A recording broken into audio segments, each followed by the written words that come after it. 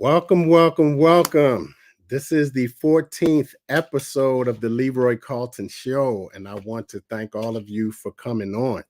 I have a special guest tonight that I'm sure every last one of you will appreciate because I know I am. But as always, before we even get started, as I always say, God is in the forefront of everything that we do. So I would like to start off with a quick prayer. Lord, here I am, reinventing myself again. It seems like I've started down 100 different paths only to find myself right back here, standing in front of you. I seek your guidance as I move on with my life, your wisdom for each step I take. Help me become the kind of person who sees your hand at work in everyone I meet.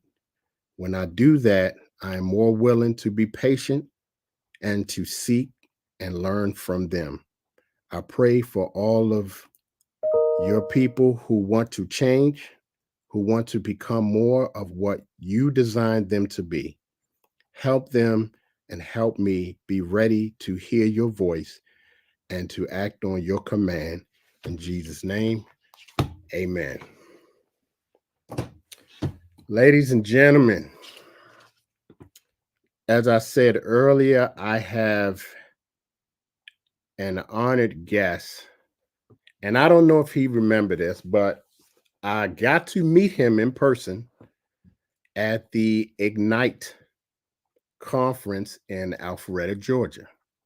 But before all of that took place, we was at the Better headquarters and everyone was on the floor looking at the offices, and I met him in the kitchen, and that's where we had a nice little discussion. I kind of told him what I was trying to do, and he said to me, and I don't know if he remembered this, but he said to me, "Hey, once you get that up and running, I would like to be a guest on your show." Well, ladies and gentlemen, he is definitely a man of his word, and we are making that happen today. But let me tell you a little bit about him. He has been involved in the marketing industrial for over 35 years. He had tremendous success in building and leading huge national leadership teams in the field in the US and in serving senior executive positions of several highly successful companies, both domestically and internationally. His first 14 years were spent building national teams in both Prime America or Primerica and World Marketing Alliance. He then transitioned to executive role to bring his creative marketing and leadership talents to field forces that grew over 250,000 leaders with World Financial Group and World Leadership Group and Doubly and others. Today, he is the CEO and founder of Vantage Financial Alliance. Vantage has the components necessary to become the next billion-dollar company in this industrial. The experienced leadership teams helps entrepreneurs, agents, and new and existing agencies evolve their businesses to a whole new level with dynamic product offerings, cutting-edge technology, consulting, mentoring, coaching, social media, and much, much more.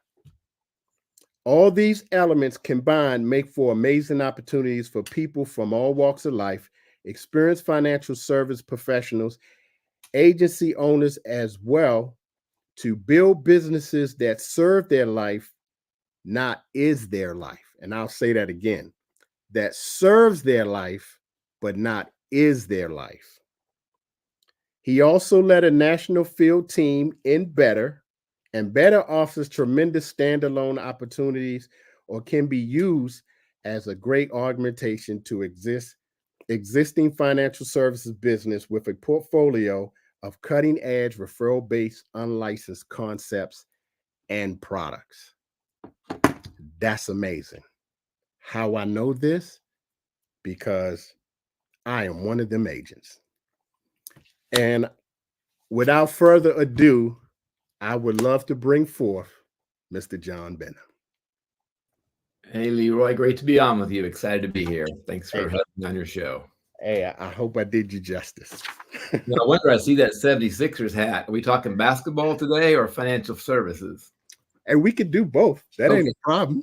Well, I'm a diehard Celtic fan, so I'm a little bit excited because we're heading to the finals. Hoping going to hang banner 18 here in a few weeks. Oh, yeah. Yeah. I don't see nobody beating you guys. I really I hope not. I hope not. Fingers crossed. But the Sixers are not my team. I'm just Okay. a season ticket holder, and I go see the teams that they play. Very nice. Okay. That's So cool. if the Celtics is one of those teams, Okay. then I'm going to the game. All right. Very nice. I like that. Okay. What I have for you is 8 questions. Okay. And you can answer these questions any way you desire to answer the questions. Perfect. As well as the guests that's out there watching the show. If you have any questions for Mr. Benham, you are more than glad to ask. You will see some of the people comments come up on the screen. But let's get into it with the first question. Okay. And the first question is, what gave you the desire to go into this field? You know, it's interesting. I grew up, as a lot of people know my story, very middle class poor. We had times where we went months without power, landlord banging the door because the rent was behind. And one day, 16 years old, climbing into a sleeping bag on a pull-out sofa in our living room, because I didn't have a bedroom in this house. My sisters had the other bedroom. Mom and dad were in the one room. And it was freezing. It was middle of winter here in Georgia, and it was cold. And I made that night I remember climbing into it going, you know, when I have a family, when I have children, they're not going to have to feel the financial pressures I'm feeling right now. And that's where I initially knew I wanted to make a lot of money. And I remember going to my career center looking for the job that paid $200,000 a year. Don't know where that number came from. That's where, and I remember looking, I saw airline pilot.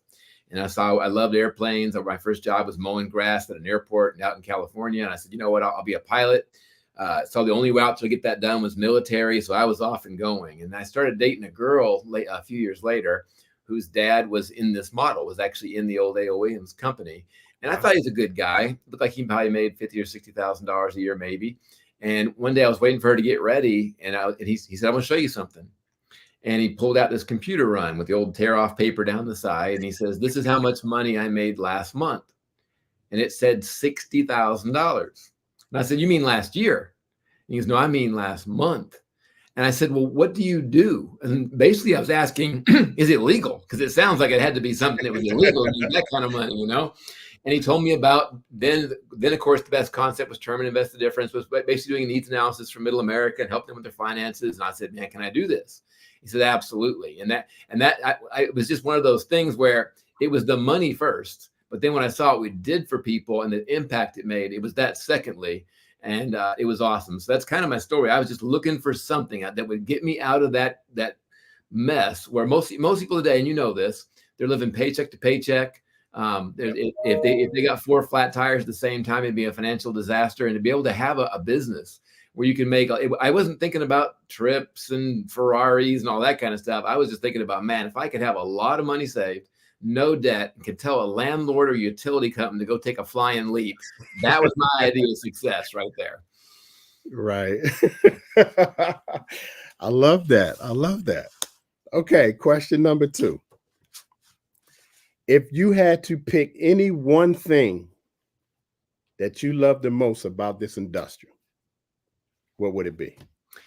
It's and it maybe sounds hokey, but it's not. It's the emotional rewards that come from helping people get out of jobs and businesses they don't like and actually start living the life they always wanted to live. I remember the very first time I had a guy go full time with me. He was a retired Navy E9. He had was going on his second retirement at Lockheed here in Atlanta. He was like 3 years short. He hated his job. Like he was miserable. And I never could get phone calls from him during the day because he was at work. And he started doing real well in the business. He was much older than me, but I was mentoring and coaching him as a 23, 24-year-old in this industry. And one day I got a phone call from him in the middle of the day, which was weird. And I said, well, what's going on? He goes, man, I just quit my job. 3 years short of a second retirement. I'm going to do this full time with you. And I remember going, oh man, I was scared to death. Like I figured his wife's gonna be mad. He's gonna, I guess a lot of pressure. It's my first one ever.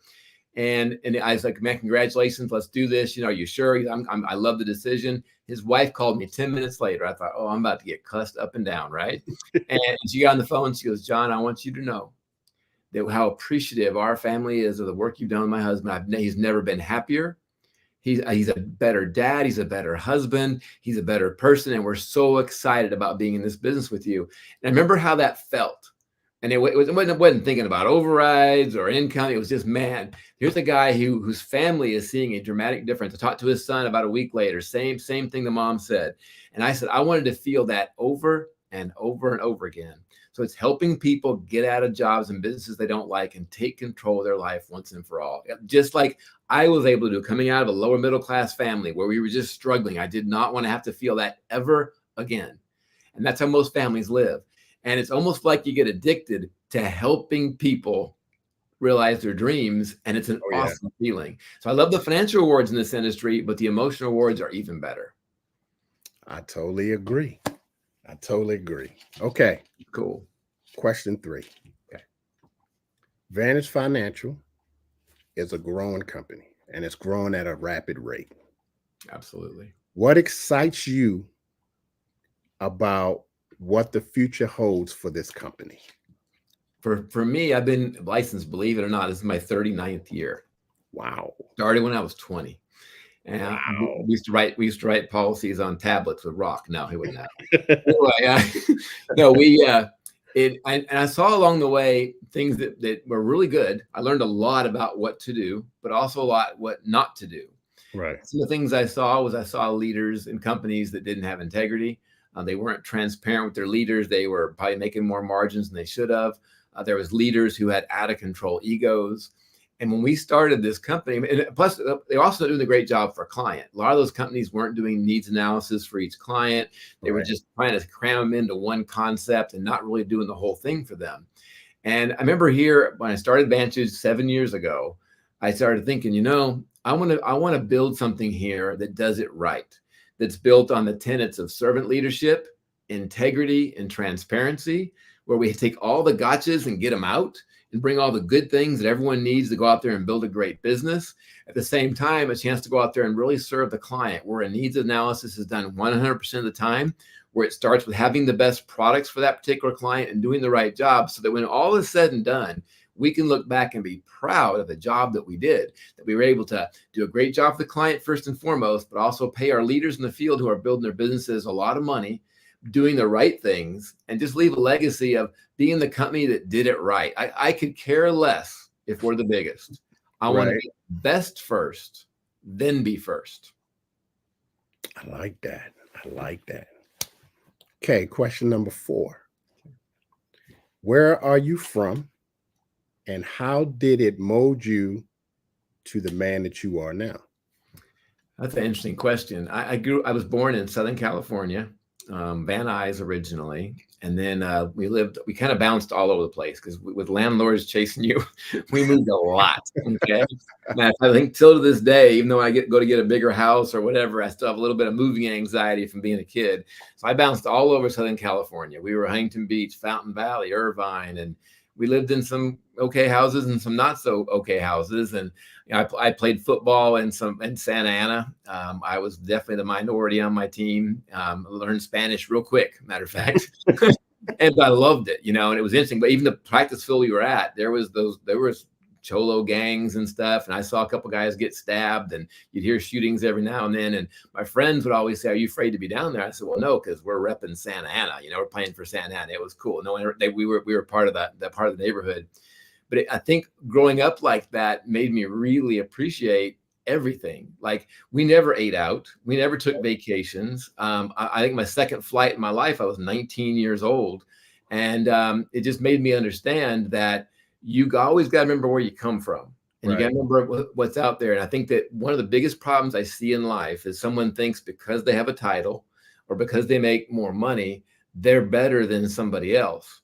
And that is absolutely not the case. That whole saying, except by the grace of God, there go I. We really are. Everyone is the same. where no one's less than or more than because they make money or because they have a certain title. And that's where that servant leadership really comes into play. And I think a lot of that comes from my upbringing, because I I did feel less than a lot of times, which, by the way, I think is also kind of a bad thing, because we Right. also think we're less than because we don't make a lot of money, when it's just absolutely not true. And that we're all equal, we're all children of God. And we got to make sure we go out there and remember that every single day and treat everybody that way. If we all did that, it'd be an amazing world. Most people don't. As I mentor people along the way, I've mentored people from nothing to 7-digit incomes many, many times over my career. And I'll let them know there's several things they should do. I said, hey, once you get your bills paid, save half everything you make. Don't be buying all this crazy stuff. But I'll remind them there's a thin line between long live the king and down with the king. And you got to be a king maker, not a king. You got to realize, because you have a big organization in this industry, doesn't mean you're better than that team. You're there to serve them. It is servant leadership. And it's funny, as people go along, they say, oh yeah, I got this. But then they start making $2 million or $3 million. They all of a sudden start thinking, their head starts, I remind them, and some of them would keep it cool. Like, I know some leaders done a good job keeping cool, but some of them just can't. They just think, oh, now I'm making all this money. I'm this. I should be treated in such a way. And the day that happens is the day you lose it. It get a little crazy. I like that. You can be, wow. I like that. Kingmaker. I like that. I never heard that line before. I had to use that one. Well, and like the second part is that there's a thin line between long live the king and down with the king. When your leaders start seeing you being a jerk, they're out. Like, they don't want to be. No one wants to follow that kind of person. They don't. They want someone that cares, that they're all playing on the same team. A great leader, you can't tell who the leader of the group is sometimes, because it's like Knights of the Round Table. There was no head at that table. King Arthur was just one of the guys when he was there at that round table, and that's the way you should think of your business. Absolutely right. You are absolutely right. Wow. Wow. Okay. I like that. Number 5. Who would you say, and this is a 2-part question. Okay. Who would you say is the biggest or had the biggest influence on you, and who did you consider to be a mentor? That's a really good question. The first person that had the biggest influence on me was Art Williams. Art was just a great family guy. I knew him on a personal level. When I first got married to my first wife back then, he actually had an engagement dinner for her and I at his home. I stayed at the same place for, like, he had a condo down where our condo was at Amelia Island. So I got to see him on a personal level. And that coach that you saw blowing, going on stage and all that changed the industry. Behind the scenes, he's a real quiet, shy guy. He's just a good person. Loves his wife to the ends of the earth, loves his children, and just a great person. So I love that he had that balance. But the one I learned from the most was Rich Stolley. Rich Stolley, also family guy, real strong in his faith. And I copied him exactly, because my last job prior to getting into financial services, I was a parts driver at a Chevy dealership. Okay. Mm-hmm. And so that I was sort of church mission. When I came home, I got into financial services, and Rich was the guy that I just idolized. Like, he was just the guy. And they had a tape. I'll date myself, a cassette tape. And it was called the Drop Bop. And it was like the presentation of the company. And I wore like 4 of those things out to the point where I memorized it. I mean, I had it down. And what was hilarious is there's people, and I was a nobody. Like, I didn't make a lot of money those first 4 or 5 years as a young buck in A. Williams. But we give that tape to someone, and then they say, man, I love that tape, especially the one John did. And they're like, what? John didn't do any tapes? But I had copied Rich so much, I'd actually taken on his accent, his jokes. Like, it was hilarious. They thought it was him. So I emulated him in all ways, in the way that, and the focus on system, family focus, just all those things that just resonated with me. He was the guy that I followed the most. Oh yeah, I love Art Williams, and wow, I done had a few talks with Mr. Rich Stolley. He's great. He gave me and the wife a lot of good information. Yep. I've stayed in his home, which I think is a big deal, because he's real strict about that. And I know his wife and kids very well. And he's just a good guy. He really is. Yeah, he is definitely a legend. That is for sure. Okay, number 6. If there was one thing that you could change in your life and in the world, what would it be? Well, I think when you talk about it at a the big 30,000-foot level, it is that everybody would love everybody and treat each other equally, no matter what, no matter their income, no matter their background, no matter their race, sex, whatever. I think that if we just, if everyone, that one commandment, love thy neighbor, if everyone just did that and did it genuinely, that'd be the big change because it would solve everything. There'd be no Yeah, wars. There'd be no, that would be the big one. you're On absolutely right. a much smaller level, though, one of the big things I did learn, and this is not as big as that one by far, but it's just a good business tip. There's a great book that came out in the 80s called Rhinoceros Success by Scott Alexander. And he says in there that 80% of the world are cows and 20% are rhinos. Now, he's not saying putting them down because they're cows. They're just not, Right. they're not super motivated, that they're okay with a job, just doing their thing. Where a rhino is someone that you give them an opportunity, man, they just go. And he spoke at one of our events about 7 years ago. And on the stage, he got up there and was talking about rhinos and cows. And I knew all about it. I read the book several times. And all of a sudden he said, the thing you got to know, though, is a cow can never become a rhino. And when he said it, I was like, what are you talking about? You can coach somebody, you can give them a system, you can do, you can. And I took him backstage in the green room after that event and I held him to account on it. I said, why would you say that? And he goes, John, it's true. He goes, yeah, you can maybe coach a guy for a little bit, but the rhinos, they'll go on their own. Once you give them the right leadership and the right thing, because I bet you've wasted a lot of your career trying to turn cows into rhinos. And when he said it, man, it hurt. I was like, oh my gosh. He goes, the key is to have a system where you can identify rhinos through the cows, but also give that cow a rhino type income. And I think in Vantage, we have that system. There's people out there that may not be a rhino, but if they can lead you to rhinos as you're running the format system that we have, they can make a rhino type income, but you'll identify those rhinos up under them or those superstars that go on and make the big money that allow them to make big money as well. So it makes you understand where to put your focus. Who are the ones you should really put your time and attention on? You're there to identify that 20%. And so it's, again, not as big as love thy neighbor, but it's a good business thing that I think I would go back and change. I spent a lot less time because cows if you're trying to get them to move and all they do is move. And so I would do more time identifying the rhinos and putting the time where it makes the most sense to help everybody win. Well, it's funny you mention that because I have a mentor who is still in the business, but he's with a different company. Okay. He came to me and he asked me a question and he said, are you a grave digger? And I'm looking at him like, what are you talking about? He said, are you a grave digger? I said, I'm not no grave digger. What are you talking about? He said, well, if you're not a grave digger, he said, why are you carrying around all this dead weight? Yeah. And then when he said that, the light came on. Yeah. One thing I heard early on similar to that, they said, is it easier to give birth or to resurrect? I was like, oh boy. Goes, we all have in the power of us, and have kids. I have children, and that's why. But can I resurrect somebody? No, that's that little bit out of my wheelhouse. So, because why are you spending so much time trying to resurrect the dead in your business when you go out and give birth to a brand new person? Yeah, that made a lot of sense. Oh yeah, I get it. Oh, I get it. Grave dig or resurrect, it just doesn't work. Yes, I get it. Okay. Question number 7. Okay. Jeff Levitan, Andre Pennington, Jason Beauvais, Mr. Curtis of Better. How is it to be around all of these heavy hitters all of the time? They always say who you hang out with the most is who you become.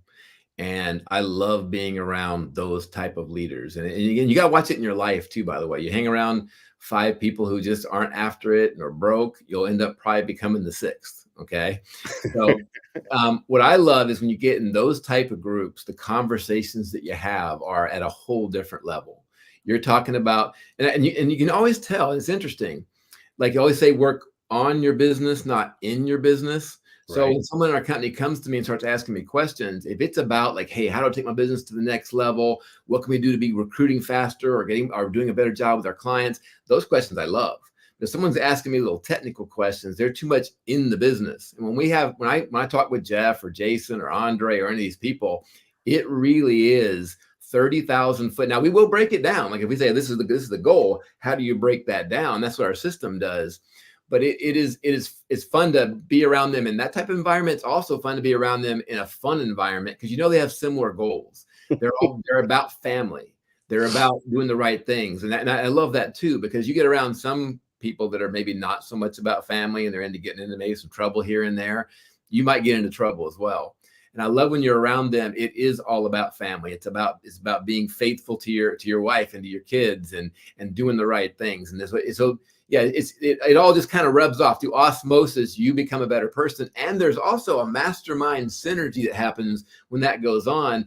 And so kind of like if you have a bunch of individual batteries, hook them all together, it brings a lot more power. There's a lot of great ideas that bubble from those kind of sessions, whether it's just for fun or it's a strategy session. Matter of fact, we're going to have one this coming Tuesday. We got some leaders coming in the home office, and I'll do another one of those. And of course, with Jeff and I, we do and Curtis, we about do it every single day. Like it's one of those things we'll just meet up real quick, and all of a sudden one of us got an idea, and it's fun. I like it a lot. Yes. Well, Jason, I've been knowing forever. Andre, I really got to know him. He was a second guest on my show. I saw that show. And I really got to know him because we talked for probably about an hour after the show. Yeah. So I really got to know him, and I noticed we had a lot of things that was pretty much similar in our lives.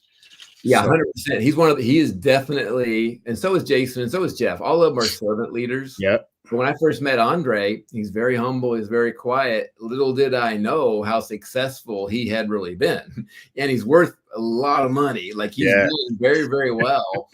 He's one of the top, if not top attorneys in the country. But if you met him, it's a good guy, and you hang out and you have a good time. Yeah, he don't like talking about that. I love that though. See that I have respect for that. I think that is so cool.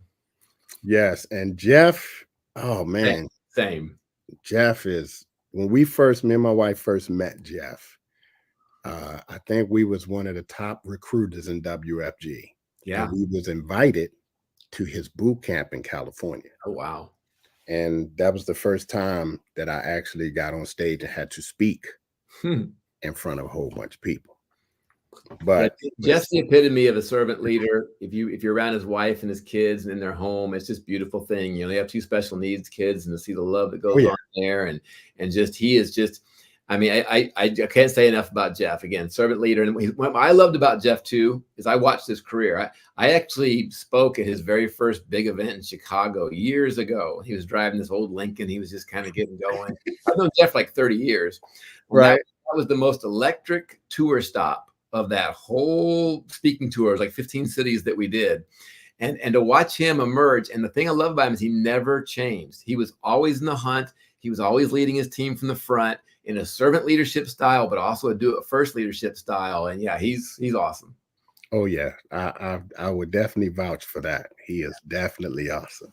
Yeah. Okay, your last and final question. All right. There's no bonus round? I think you're going to like this one. Okay. What advice would John Benham today give to the 20-year-old John Benham? That's a really good question. And for me, it's interesting. One thing I learned accidentally from one of my mentors is that if you leave me alone, I kind of coast. You put pressure on me, I rise to the occasion. I could tell you some stories playing golf where I was just kind of playing, and we were playing skins or whatever, and all of a sudden they put a little pressure on me, and I just look at them, and I'd rise up and I'd win the hole, win a bunch of money. And so I would say not to coast. You got to know exactly what it is you want, and you got to have a game plan, and you got to read those goals twice a day with emotion, and then you got to execute the game plan. And I would tell myself, look, you got to work like everything relies on you, and pray like everything belongs. Well, God's going to take care of it. And you do those 2 things, and amazing things will go out there and happen. And it's just, and then also just you can't waste time. And there's some things along the way I did that I think were really good that I wouldn't change. But I think I would just put more focused effort, and maybe I didn't goof off a lot. I was kind of focused, but continue to keep the balance. But just make sure you know exactly what you want and just get after it. Time goes by fast. Like to this day, I do not feel, I'll be 60 in September. I do not feel, I feel like I'm 18. It's really weird. Like now it's so strange going into a meeting and I'm the oldest guy. No, I'm serious. This is really weird. I'll sit there with Jeff and Beauvais and Andre thinking I'm the youngest kid in the room and I'm not anymore. And it's like, how'd that happen? Like, am I some kind of bad movie here? Like Back to the Future, what happened? So yeah, don't waste time, stay focused, and just really focus on helping and moving people forward, and great things will happen for you. Well, I get what you're saying because the 9th of this month, I just turned 58. Well, there you go. So I love it. I love it. You are a youngster. I can call you youngster still. Yes, you can. Well, John, that was all the questions that I have for you. Perfect. Again, I commend you and I thank you so much for doing the show. I hope everybody that was watching enjoyed watching the show and listening to John. If you have any questions, you're more than welcome to ask right now. I know Nikki Brooks asked, she wanted you to speak a little Spanish. Puedo hablar un poco, ¿no? Tengo que practicar. No he hablado en casi 25 años, pero tengo que practicar. Si sabes una latina que puede practicar con, vámonos pues. There you go, Nikki. There you go.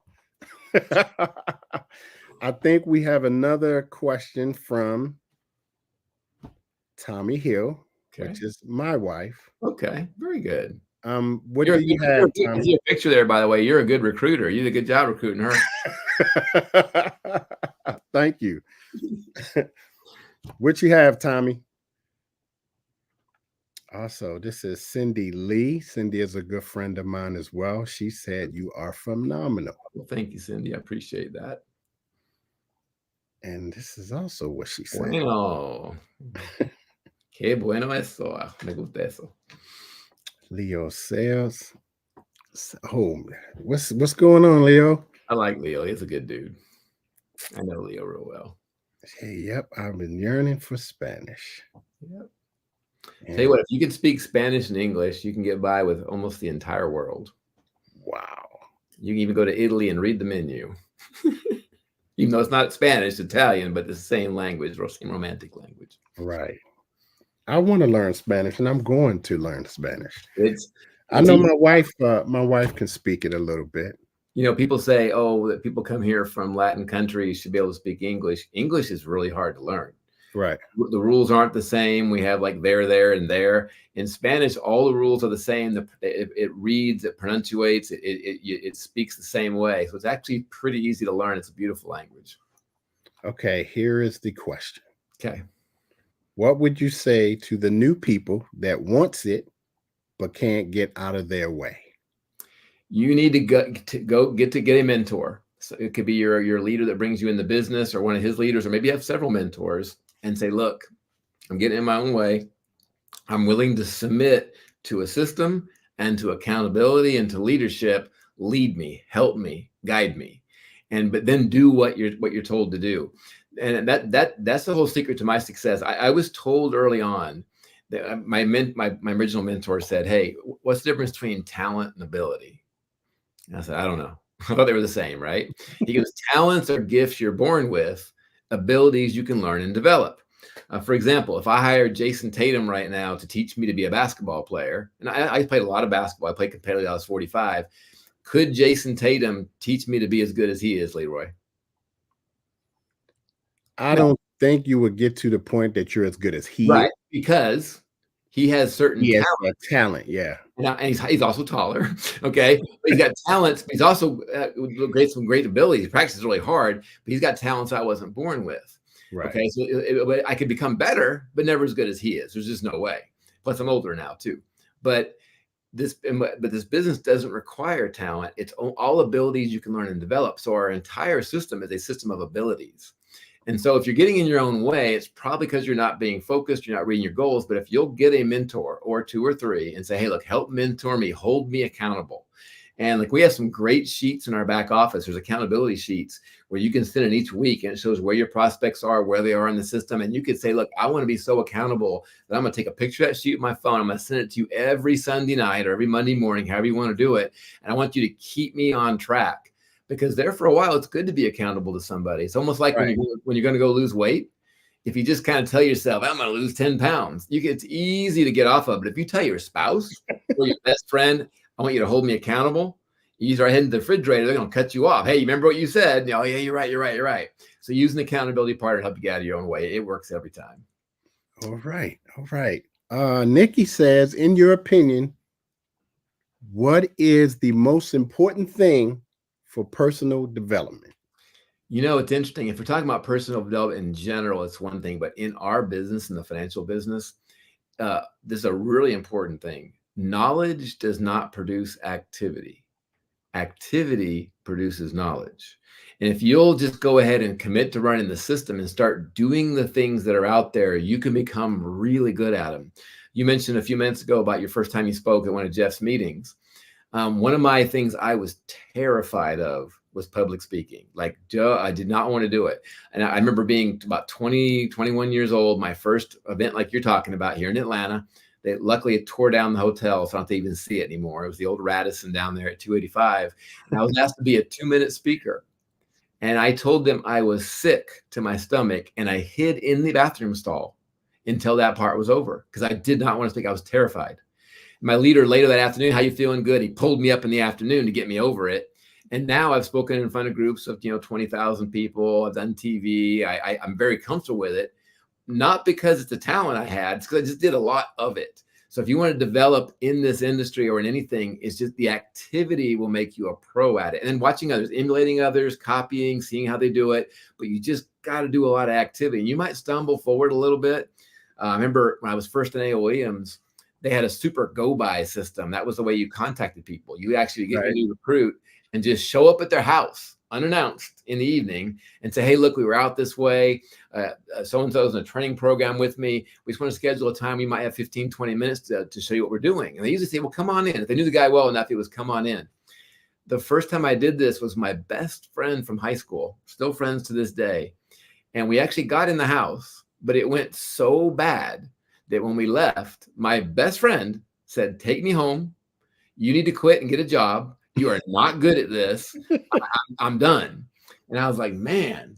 And so I remember calling. And so like the second time I did it, a couple of nights later, the recruit didn't quit. So I think I got getting a little bit better at this now, But so it was in the doing of it. And to my favorite story is about 6 months later, I'm training a guy out in Canton, Georgia, big old 6'6" guy. He was great.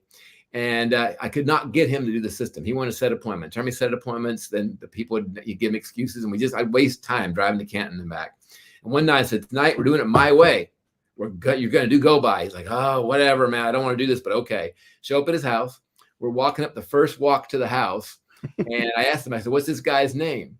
And he goes, I don't know. I said, what do you mean you don't know? And he goes, well, his daughter came to my daughter's birthday party last year. Like he had no faith in this go-by system. He's going to give me his worst prospect on his list, right? So I go to the door, and this older, like Yankee. I mean, I hate to make fun of the North, but he has really thick New York accent. He'll go, what do you want? And I'm like, my name's John Benham, and I went out, reached his hand, but I wasn't going to let go till he said his name because I didn't know his name. And I remember he said Bob Shue. My name's Bob Shue. I said, Bob, Roy's been telling me all about it. Remember Roy? And he goes, no. Like, this is going downhill. And I said, well, your daughter came to his daughter's birthday party last year. And he goes, well, maybe. And I said, well, we were trying, he's in a training program with us right now. And he said, well, he finally said, come on in. And I remember we did the little presentation, and we asked about his old insurance policies. I'll be right back. And he had a brown paper sack. I don't even make those anymore, I don't think. Wow. And he dumped out about 25 policies on the table. And I just remember going, oh boy. And we walked out, and then Roy had a big smile on his face because it went great. The guy was super excited for us to go in and analyze his policies for him. And I said, okay, who's next? And make sure it's somebody this time. He's like, I promise you, I know this person. And we made 17 training sales with Roy. But remember, I went from my best friend quitting, and he never got back in the business, all the way to being able to show up at a door where the guy didn't even know the guy's name and handling it perfectly. Personal development comes down to activity, not just a bunch of studying. If you want to study, you'll never become great at it. Go out and just get it done. You might make some mistakes, and you can study along the way, but just get someone to follow, emulate, copy, and just do a lot. And any area of personal development you want to get better in, you can achieve it by just doing it. Cindy says, have an accountability partner, reach your goals together. Absolutely. It's a great concept. Mentor, accountability partner. It's awesome. Thanks, John, but I've recruited him. Can't you tell by his intelligence? Wow. I Thank like you. that. There'll be a Okay. follow-up to that after the show, I'm sure. Woo, wow. All righty. John, what is your love language? Oh, okay. Interesting question. I actually did take the test, and it's quality time and physical touch are my two big ones. Wow. Yeah, You have read the 5 love languages. I Okay. have. Well, I went through a divorce last year, so Mhm. I've been single, and it's you kind of want to figure out who you are. You want to find out your attachment styles and all that. And it kind of works out. It's kind of fun. Said money, Cindy. Not me. I talk to everybody. I got a call today to talk a little on Wisdom Wednesday today. Okay. That show was great today. It was awesome. It's your money sign. Guess. What are you reading? What am I reading right now? I got it right here on the floor. I read this book every year. There's actually 4 books I read every year, but this is Think and Grow Rich, and it's right here. I just And got this is the action-packed version. Mhm. I have the other 3 books are The Magic of Thinking Big by David Schwartz, who I actually got to meet before he passed away. Wow. Another book called How to Win Friends and Influence People, which is the psychology of human beings. And then Napoleon Hill wrote a 4th book. Some of you guys have probably read it or heard of it, called Outwitting the Devil. That I was never read that. What's that? You I haven't? never read that. No. Okay. I need to get This that. is the homework assignment for everybody. Go on Yeah. Amazon, buy Napoleon Hill's book, Outwitting the Devil. He actually said he didn't want it released until after he and his wife both passed away because he thought it was that controversial. And it's a mock interview with the devil. And what's really interesting about it, remember, Napoleon Hill studied all the successful people that were out there, Right. that common denominator. Well, in this book, he'll tell you there's a point at which when he had all that fame from doing all the speaking and in the book, that he actually was broke again. And he was Wow. living in a very small apartment in Chicago. And he's like, man, what am I going to do? I'm supposed to be this big authority on success. And here I am broke. And he goes, wait a minute, I need to use my own formula. And he did. That's why he started reading his goals twice a day with emotion, and he got everything back and then some. So it's a great book. But all 4 of those to me are kind of like the Bible of success, not in a religious sense, but in a business sense. Right. And I read those over and over again. So they're great books. Okay. Words of affirmation, quality time, receiving gifts, acts of service, or physical touch. Cindy likes all of them. Wow. Do it. I love it. Hey, isn't she a doctor? I guess she's talking about my wife. Yes, There you go. yes, she is. She's a doctor. That's awesome. Congratulations, been there, done that. How to win friends and influence people is good. Really good. I listened to it on YouTube. Leroy Carlton. Okay. Hey, I'll give you guys a little success secret I think you'll like too. It's kind of fun. You know, we get in this world now where all these books keep getting recommended, whether it's about business or relationships, and we're all working. So you don't have time to read all these books, you know? Right. And so what you can do though, is if you hear about a really good book, go on YouTube. That's when YouTube kind of sparked this. And let's say you're talking about whatever book it might be, put in that title and put recap or summary. And there's some very talented people that have gone out there and in about a 10-minute period of time can summarize the book. Now, it's not the same as reading the book, but at least you get the understanding of it. And it works really well. Oh, man. Okay. Expand your horizon. But again, that's just adding knowledge while you're out doing activity. Because activity is more important than the reading and the listening. So, well, what I'm currently reading right now, and I'm reading it again for the 3rd time. Yep. I love Robert Kiyosaki. Awesome. I love everything about that dude. Yeah, he's a good guy.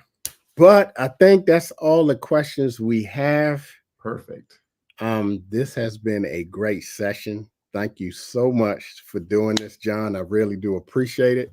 Well, thank you for having me on. I appreciate your show. I appreciate all you're doing in Vantage. And I know this is going to be your time and your year. So it's going to be awesome. And I know your wife wants that to happen too. So yes, you do. Okay, I'm going to put you in the back and I'm going to close it out. All right. Thank you, everyone. I enjoyed it. Definitely. Thank you, Leroy. Thank you. Well, there you have it, ladies and gentlemen. That was Mr. John Benham. This was a great show. This will probably be one of the best shows that I've done, and people are really going to enjoy this. I thought it was awesome. I took a whole lot of nuggets from him. I hope you did as well. And we got some books to read. So, again, thank you so much for being on the show. And until the next one, which will be episode 15, have a good one and God bless. And there we go. Boom.